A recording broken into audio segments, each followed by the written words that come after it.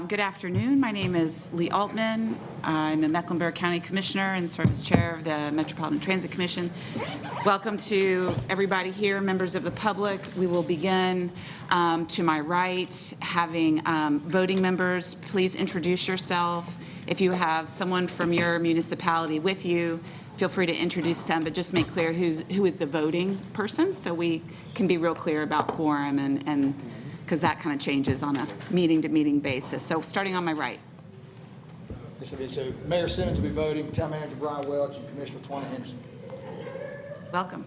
David Phillips, Town of Pineville, and Town Manager Ryan Spitzer is also here. I'll be voting. Thank you. On you, Brad. Introduce yourself. Brad Simmons, Mayor of Mid-Hill.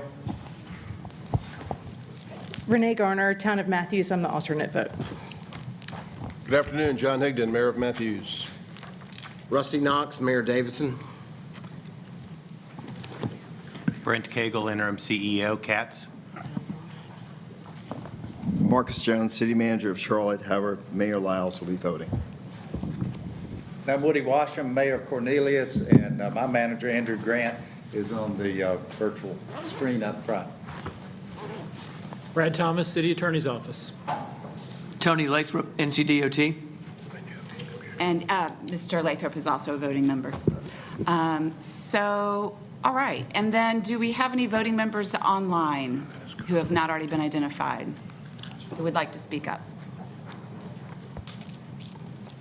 Yeah, Mayor Christy Clark here, and I have Anthony Roberts on as well on WebEx with me.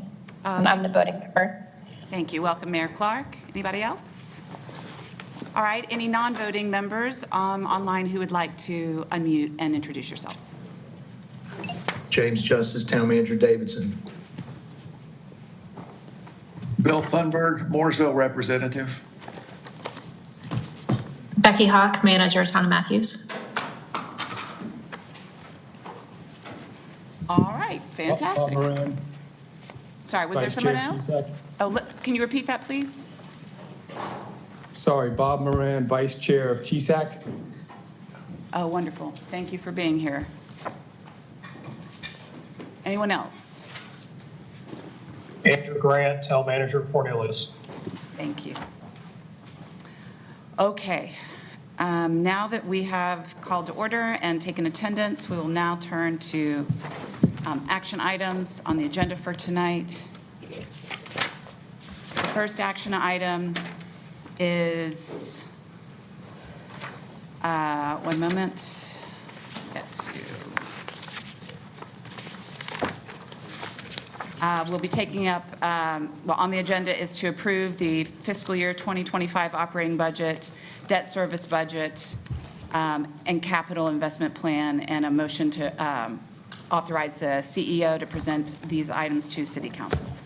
Madam Chair, I would like to make a motion that we table the vote on the operating budget in light of the negotiation of the interlocal agreement between the cities, the county, and City of Charlotte. We are so close, but we're not there yet, and I am not just speaking for myself, but I would be more comfortable if we finished up the interlocal agreement before we voted on the budget. I know there is a managers meeting on Monday. Hopefully we can iron out these things on Monday and vote on the budget at a later date. Madam Chair, I would second that motion. Thank you, mayors. And just to be clear, there were 3 items related to this. Does your motion encompass the CIP as well as the authorization to the CEO of CATS? No, this is specific to the budget at this time. Okay. Does that mean that you want to take up the CIP tonight? Yes. Okay. So the motion's been made. I've heard a second. And is there any debate? Hearing none. All those in favor say aye. Aye. Any opposed? Aye. The motion passes. All right. So then I guess that means we turn to consideration of the approval for the CIP. Mr. CEO. Yes, thank you. So I guess the question that I would have is, we do have a presentation. Mr. Howell is ready to present. Would you like him to present the full presentation, including operating, or just debt service and capital investment? Just debt service and capital investment. All right.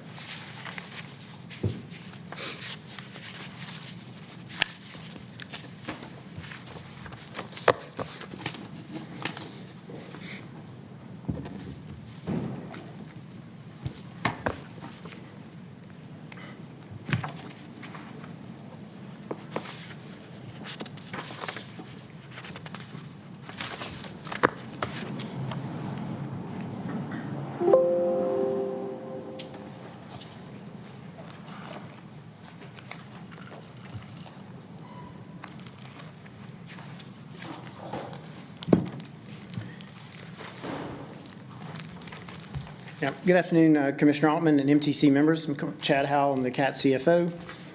Before I present the capital budget tonight, I just would like to recognize it's been a 7-month process. It's involved a lot of CAT staff, both in our CAT's finance and also with the divisional managers.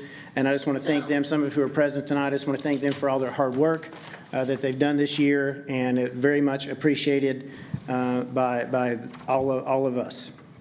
So allow me to jump forward now to our capital budget. Actually, our debt service budget first. Oh. There, sorry, got ahead of myself on the screen. Our proposed debt service budget for this year is $18.1 million. This is in keeping with, consistent with multi-year payment plan that we have. Again, we have an amortization schedule. It runs out, as you can see here. In the lighter blue is the current debt service all the way out to 2048. The darker blue, I got myself in trouble the other day when I described these as Carolina and Duke. So the darker blue is the proposal that's aligned with the capital program, so it's very relevant to this part of the presentation, where we would issue new debt, approximately $25 million a year in new debt. These represent the payments. Starting in 2027, first small payment would be in 26, out through 2048, and that would be for additional purchases, COPS to purchase additional STS vehicles and the larger buses in our fleet. And it just makes sense that using a COPS instrument to do that, and then of course we would pay that debt with local funds, as well as some grant funds that just like we currently do.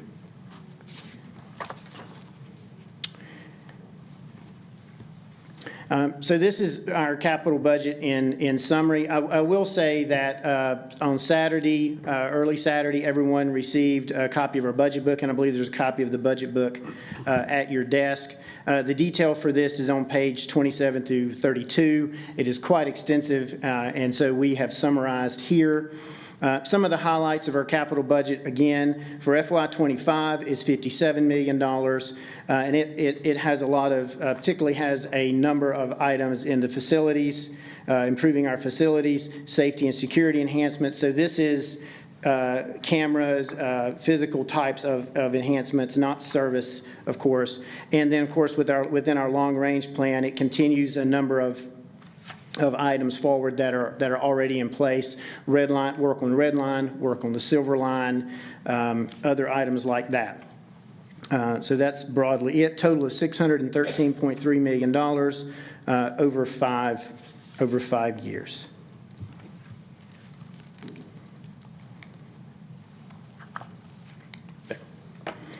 And so that concludes the presentation on that. I'm ready for if there's any questions related to the debt service budget or the capital budget. And then at the conclusion of that, then, as Commissioner Altman said, it's our recommendation, it's the CEO's recommendation then to consider these two budgets for recommendation to the City of Charlotte for inclusion in their SOP book. Okay, well, just to clarify, I think that at this point, we can only recommend the CIP to be reported out. But with that one change to what you just said, is there any questions? Any questions in the room or online?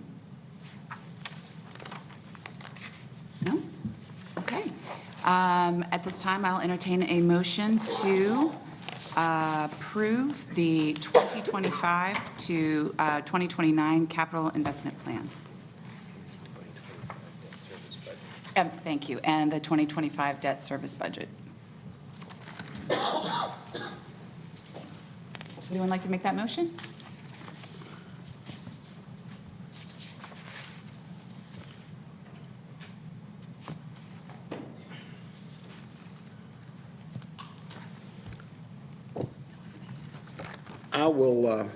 I will make the motion to approve the 2025 debt service budget and the 25 to 29 capital investment plan. Do I hear a second? So moved. Second. Second. Okay. The motion having been made and seconded, all those in favor say aye. Aye. Any opposed? And the motion passes. Right.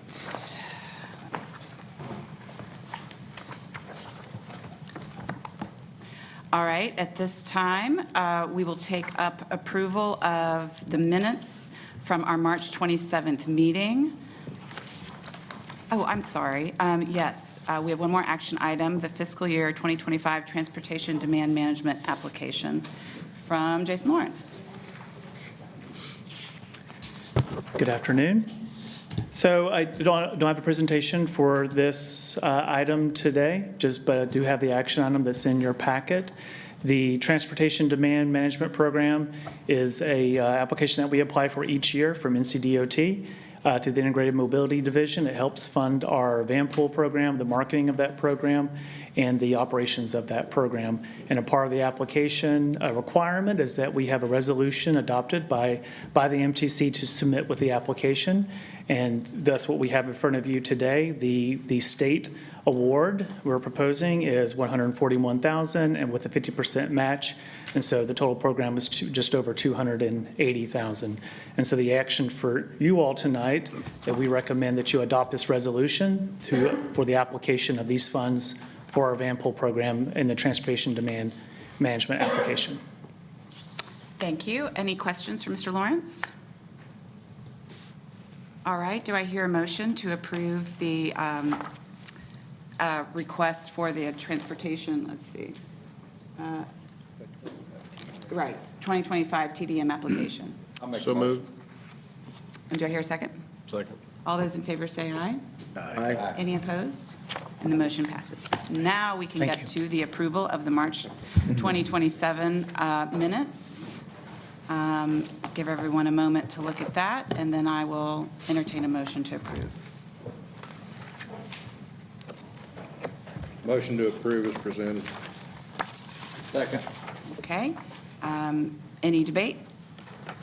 All right. All those in favor say aye. Aye. Any opposed? And the motion passes. All right, Mr. Cagle, you are up. Yes, ma'am. Commissioner Altman, members of the MTC, we wanted to take an opportunity to recognize the winners of our 2024 bus rodeo program. I will say, up until this year, I had never attended a bus rodeo, my first. It was a wonderful event. I loved it. It was my first, but certainly won't be my last bus rodeo. And the skills that the operators exhibited in the bus rodeo is truly amazing and worthy of recognition. We do have 3 operators here today. I'd like to recognize Mr. Adams, Mr. Martinez, and Ms. Wallace. Each of these operators placed first place as a team in the 35-foot bus rodeo program for the 2024 North Carolina Public Transportation Association bus rodeo event. They, as well as others who earned recognition or placed in the event, will be traveling to the National Bus Rodeo, where I am sure that they will do very well and represent their skills and expertise for CATS to the entire country. All right.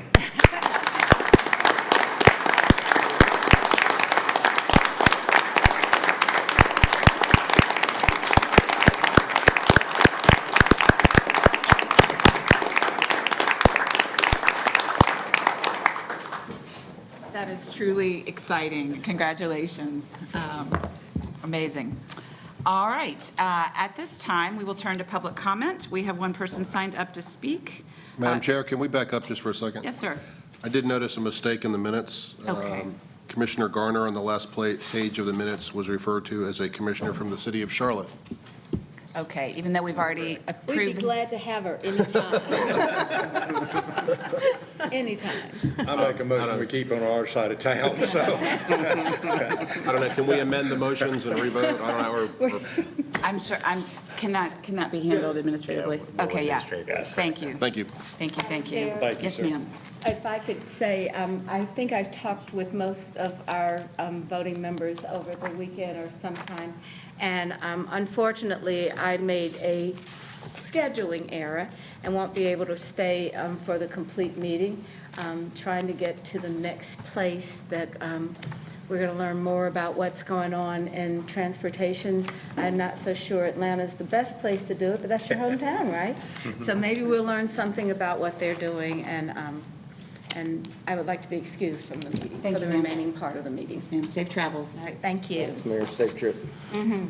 All right, at this time, we will hear from our public speaker, Gray Madry, and the amount of time is 3 minutes.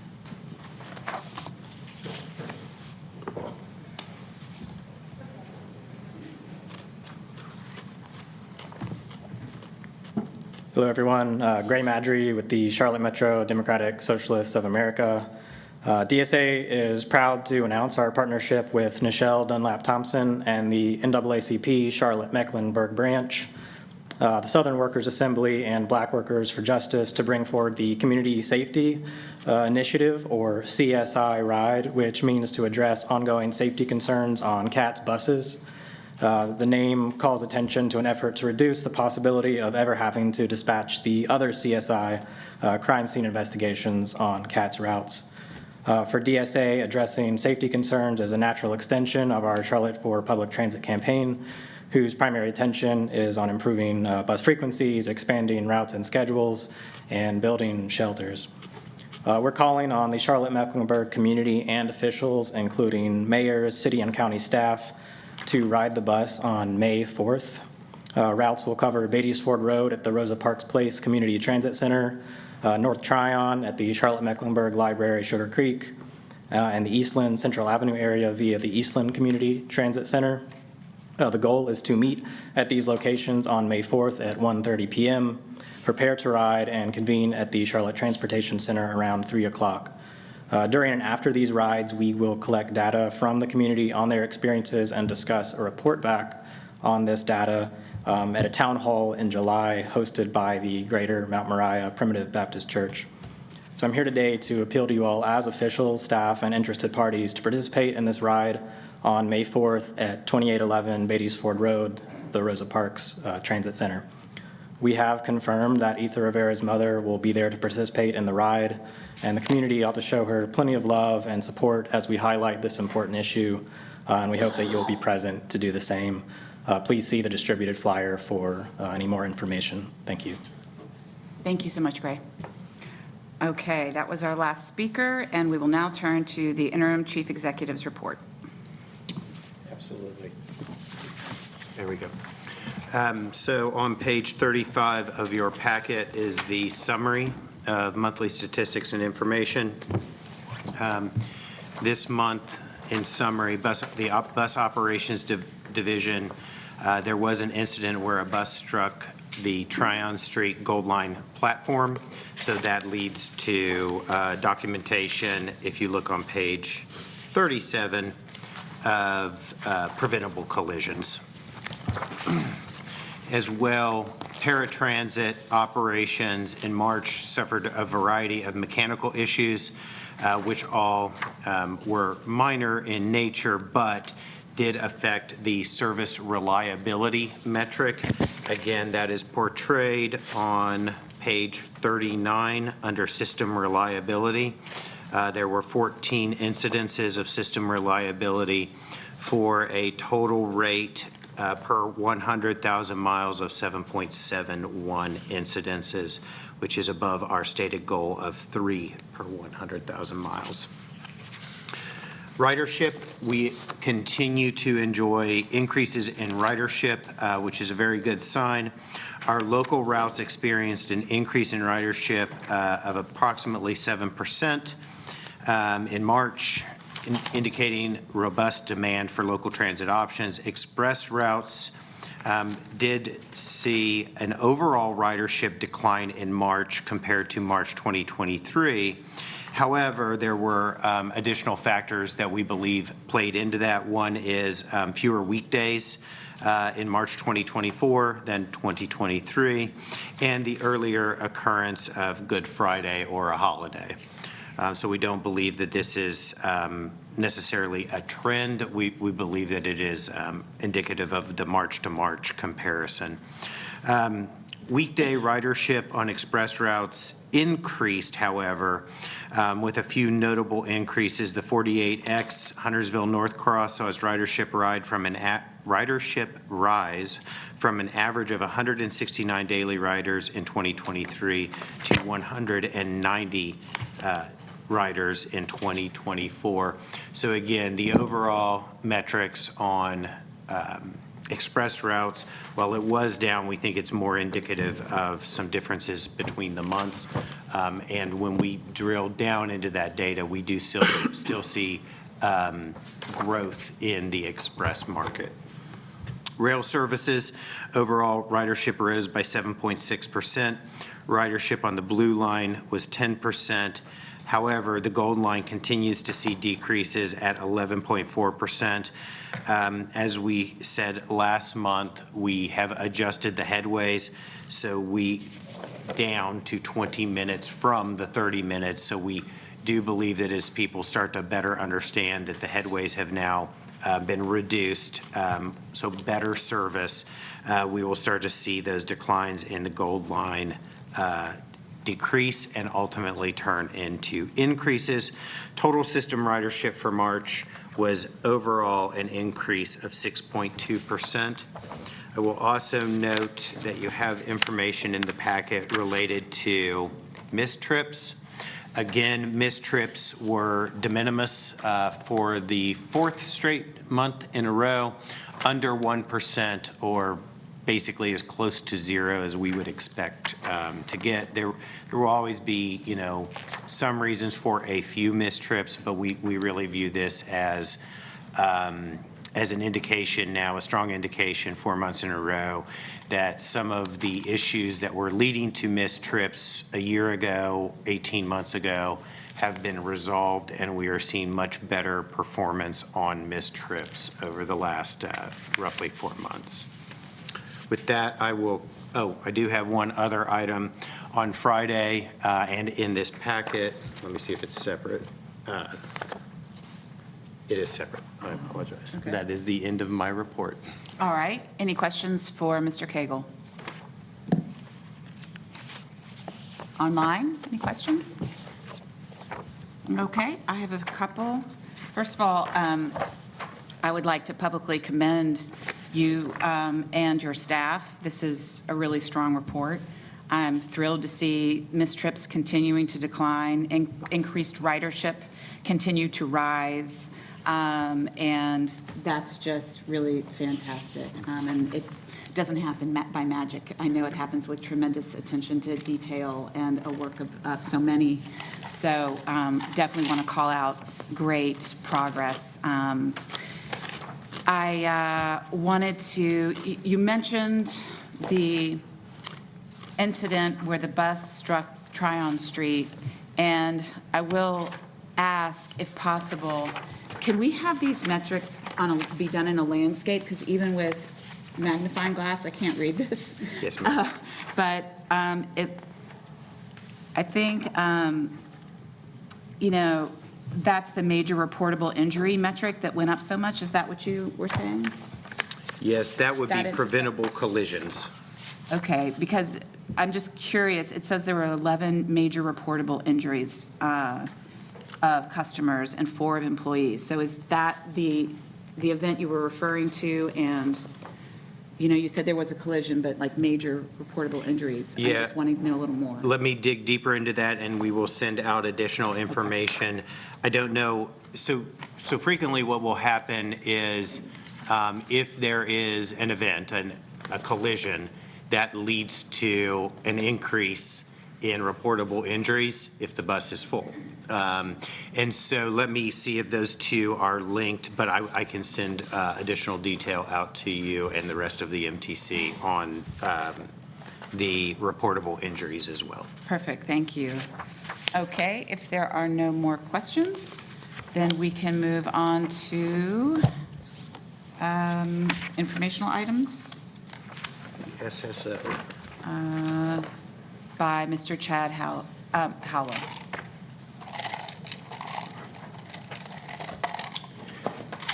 Good afternoon again. There's not a presentation with this. I'll just give a quick briefing. As we've mentioned to the MTC before, beginning in the summer of 2023, FTA began two audits with CATS, audits/reviews. One was primarily focused on our finances and our ability to comply with what's known as 2 CFR 200, which is broadly all the requirements that we have to meet to be able to accept and manage federal funds. That one is what I'll be speaking more on today. The second one was what's called a specialized maintenance review, and it is more focused on the operating side of the house, although it does come a little bit into the finance piece. And it's looking at our maintenance activities in both facilities, bus, and rail. And that one is still ongoing. We have not received a draft report on that one yet. I'm pleased to report to the MTC that what we have received is a draft report from the FMO, from FTA of the FMO FSSR, which is a full scope system review. So that's the most intense type of financial management oversight review that you can get. There are several different types. And from that, they look at 12 broad areas primarily within finance. And of that, they found no material weaknesses within any of our operations. There were four findings, however, but those findings, so across the board, they said we didn't provide a few documents in a timely manner. We have since provided those documents, but not in time for the report period. But we have provided those documents. There were a couple instances of that. There was an instance of where we had not placed into so our assets, CAT's assets are part of, as we shared with y'all, the MTC a while back, a list of our assets, where those are maintained within the city's financial system. Just like any other asset of the city would be. And there were a couple items within that system a couple fields that were not filled in within that system. And that was one of the findings. We needed to record the condition of those assets, which is actually there, but it's not where they wanted it to be, as we've reviewed further. And they wanted us to clearly state who's the title holder of the assets. It's the City of Charlotte, but that was not clearly stated in any of our assets, and so that was another one. So those were two of them. A third one was they had asked us to demonstrate how we went from our financial system and then into a report that we file yearly with FTA, NTD report, National Transit Database report. We had some staff turnover, and it took the new staff that we have, the existing staff that we have, a little bit of time to reconstruct that report, which we have done, and we're able to actually go from the financial system and tie everything back to the report that that they asked us to do. But again, it took longer than within the specified time, and so we have done that. We are in the process now of responding to this. And so part of what I'm telling you will be drafted into our response to the document. And so that is due within a couple of weeks back to them, 30 days from the date that we received this. And so staff is working on that now.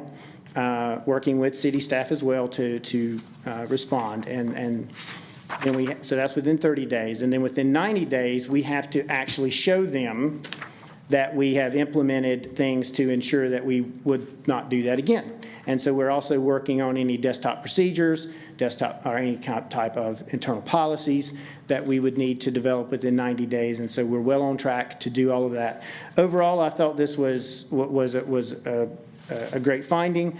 I think that for those of you that know, I was in CATS about 10 years ago. We went through an FMO again at that time. I recall this one being much smoother this time than that one. And so I'm pleased to say that there were only 4 minor findings, and we have either already complied with those or will comply with those as soon as we update some of our financial systems. All right, thank you very much for that report. Any questions in the room? Yes, Mr. Higdon. Yes, so in a typical one of these type audits, how many findings would you have?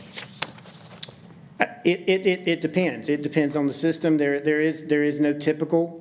They do a very thorough job. There is both a process where they are on-site reviewing, and we also send them information to review. And so it depends on where they.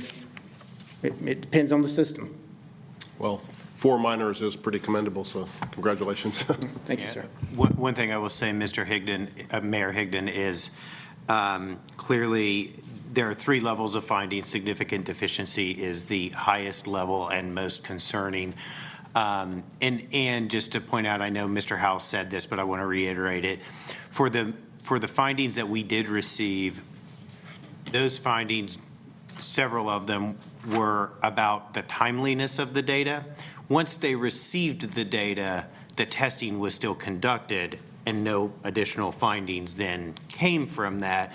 But to their point, when conducting a review of this nature, they request data, they give us a due date to provide data, and we were unable in these 4 instances to provide that data. The city's accounting system, again, we are working with finance to correct that. Quite frankly, it became a circular thing for us in that no assets that only assets that the city owns go into our financial system.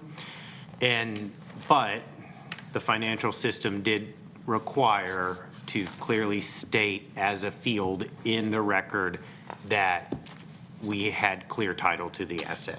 So again, these are all good observations, and we will take the corrective actions. But we are generally pleased with the outcome of this FMO FSSR. I do have a follow-up. Do you do internal audits as well? We do. There is an internal audit function within CATS Finance, yes. All right, thank you. As well as an internal audit department within the city, and they conduct periodic reviews of all city departments, including CATS. Mm-hmm. I'd like to follow up on that, actually. I would like to see the internal audits as they arise in the normal cadence of a year as the MTC. So if we could make that sort of standard operating procedure to get that, could we have that going forward? Absolutely. Yeah, Thank you. we can do that. Thank you. We get it on the county side, and I find it very helpful. And I'm glad that you do that, because policing yourself before someone else polices you is always good practice. Yes, ma'am. Yeah. I'm sorry, did you have another question, Mr. Higdon? No, I'm done. Okay, Mayor Knox. Chad, Mr. Howell, I'm sorry. All 4 instances, it says within 90 days of receipt of the report. Is there anything problematic to reaching that 90-day threshold and reporting back to what the deficiencies were and righting the ship, if you will? Yeah, within 30 days, we have to tell them how we're going to do it and show that we are doing it. And then within 90, they give you 60 extra days in case we have to have a policy adopted or something like that, or a procedure changed.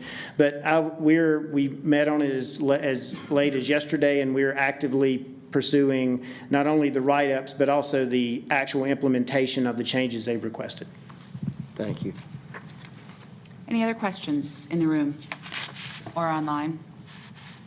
Okay, and so when if I understood you correctly, all of the things that were due, you've already produced, but not in time for this to be updated, correct? Okay. Correct. And so will you receive another report like this that under corrective action implementation date, it'll say satisfied or completed?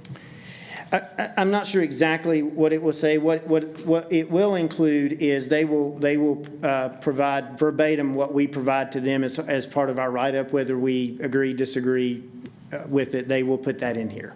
Okay, but will the MTC get another report out that shows progress, that this progress has been achieved? Yes, there will be a final report issued related to this as well. And of course, we can always come back with another report, but yes, this will be finalized. Yeah, so please do provide that final report when it is available to you. All right, if there are no more questions on that item, we thank you, sir. And we will now move to the report of the chair of TSAC, Jared Herms, if I actually don't see him. Mr. Bob.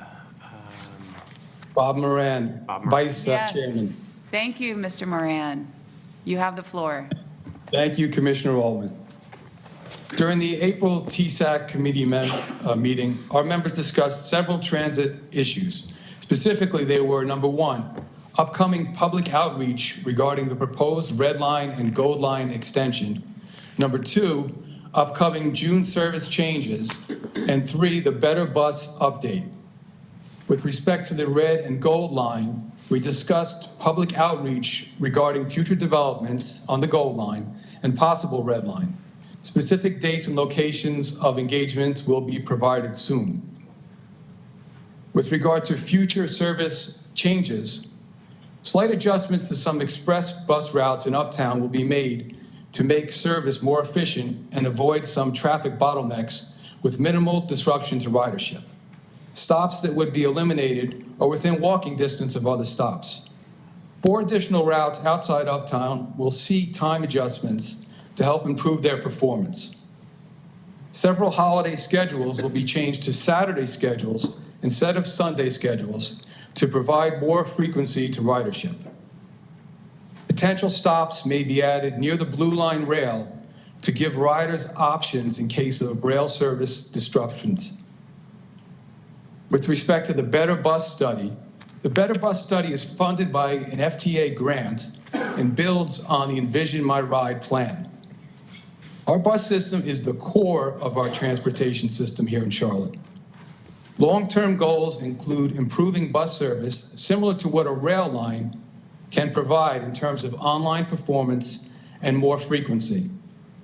Microtransit will be a key to fill in the gaps where bus service cannot be provided. Short-term adjustments can include smartphone app improvements and improved bus stop amenities. Most importantly, improvements should not be done without an eye towards ridership equity to help riders that rely on public transit the most, those who cannot afford to buy an automobile. We must strive to make public transportation a viable alternative for automobile commuters. The study found that there are some bus routes that are already competitive with automobiles in terms of total trip times. We need to be able to communicate this with drivers who would consider using public transportation as an alternative.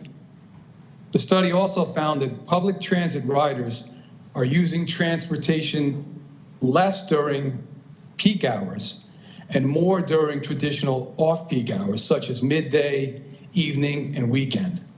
CATS may need to tailor its services to meet those changing needs. With regard to current service, a TSAC committee member would like to recognize the good work done by CATS Safety and Security and the Matthews Police Department in getting proper services for a potentially unhoused person at the park and ride for the 64X Express near Independence Highway. Finally, TSAC would like to recognize the appointment of 2 new members, Mr. Juan Contreras and Ms. Juanetta Covington. We welcome their future input and support, and would like to also thank Chairman Herms for his efforts in getting them appointed. Thank you. Great report. Thank you so much. Any questions? All right. Thank you again. And then we will have a report from the chair of TSAC, Jeffrey Parker. Good afternoon, I guess, Madam Chair, members of the commission. We had our big yearly April budget meeting in person last Tuesday. During that, we discussed primarily the FY 2025 operating budget and debt service budget, and also the four-year capital improvement or capital investment plan contained in this book. We had some brief questions for clarification, discussions regarding the nuances, particularly around fare capture on the blue line.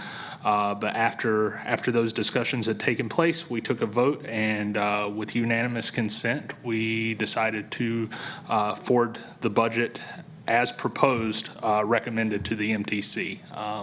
And so that was pretty much the gist of that meeting. Thank you. Thank you. Any questions? Well, that's really good to know. I'm glad to know that y'all took that time and did that deep dive, and that recommendation certainly is important for us to hear. So thank you for undertaking that work. Yes, ma'am. All right, then, prior to adjourning, are there any members who would like to speak or be heard? Share anything. I would like to thank the CAT staff for their attendance and their organization in the two Redline in-person events that we had at the Davison Public Library and the North Mecklenburg Regional Library. Both of these events, as well as the online public input session, were very well attended by tons of citizens. So I just want to extend thanks for all the hard work in putting that presentation together. There were a lot of questions answered, a lot of questions posed, and we did not really have a very welcoming environment at the library, since we had a room about this size and we had 90 people jammed into it at any one time. But the weather afforded us the ability to go outside as well. But I will say that the enthusiasm around the Red Line from my residents and the other residents in North Mecklenburg was very exciting to see. Mm-hmm. Thank you. Anyone else? Following up on that, I'm just asking, is there any particular feedback that you were surprised with or unpleased with or whatever from those meetings? Be careful. Well, and I told the interim chair this beforehand, and I'll say it again. I had a guy come up and say, by the time you get on that red line and ride it to the Gateway Center and then get to the blue line, it's going to take you 45 minutes to get to Fuda Buddha. And I said, yeah, but the nice thing about it is after I drink 2 bottles of sake, I can get back on a train and drive home without getting a DUI. So, but overall, we had, the comments were 10-to-1 in favor of we're really excited. So, I'll piggyback on that, Mayor Washam, to say that I went to a couple of them as well, and they were very strongly attended in the north. It was a smaller group, the one that was in Charlotte, but just to show the interest level in North Mecklenburg. And what I heard was a tremendous amount of enthusiasm, tempered by concern that it's real, that it's really coming, that it'll actually be delivered, you know. And so there was skepticism, but wanting to embrace it and wanting it to be true if all the T's can be crossed and the I's dotted. So, yeah. Anyone else have anything to say? All right, then at this time, I will take a motion to adjourn. So moved. Second. All those in favor say aye. Aye. Any opposed? We are adjourned. Thank you, everyone. Thanks.